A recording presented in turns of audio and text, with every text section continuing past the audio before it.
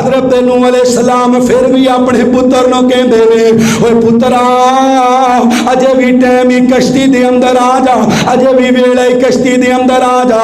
पुत्र कहका लगा के आंदे, अबू कोई गल नहीं, जिन्ना मर्जी पानी आ जावे, ए पहाड़ी वेखो किड्डी वड्डी है, मैं भज के पहाड़ी ते चढ़ जावांगा।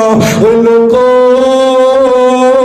इन्नियां गुस्ताखियां दे बावजूद भी, इन्नियां बेअदबियां दे बावजूद भी, दुश्मनां दे नाल रल जाण दे बावजूद भी बाप दे दिल दे अंदरों पुत्र दियां मुहब्बतां खत्म नहीं होईयां, पुत्र दा प्यार खत्म नहीं होया, पुत्र दियां अकीदतां खत्म नहीं होईयां।